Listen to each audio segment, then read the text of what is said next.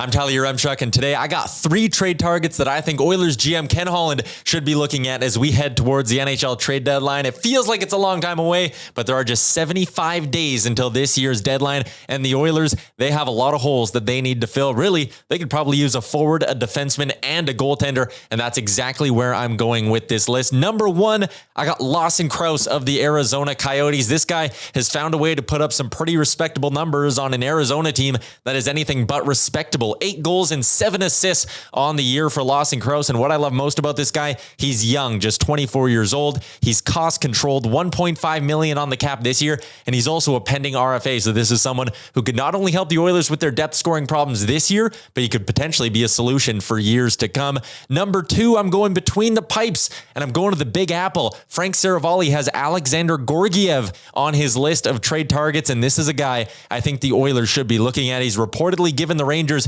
a soft trade request, whatever that means. And he has pretty good numbers, even though it's been a pretty up and down season for him so far this year. A .272 goals against average and a .908 save percentage. Hey, that's better than both Mikko Koskinen and Mike Smith on his career. Even though he's just 25, he's played over 100 games in the NHL, and he has a career .911 save percentage, which is better than what the league average is this year. Like CROUSE, Georgiev is young. He's cost controlled, and he has a low cap hit this season, just $2.5 million. He's also a pending RFA, so the Oilers, again, would have him under team control for a few years. And the third name on my list is a veteran, and it's a defenseman. It's Nick LEDDY. Ken Holland might have to swing a deal with his former club, but the 30-year-old has appeared in 32 games for the Red Wings this season, and no, his point total doesn't jump off the page to you, but this is a guy who brings experience and would bring a steady hand to an Oilers blue line that could desperately need it. He also shoots left, which is an area the Oilers could use in addition. Now, the downside to the LEDDY move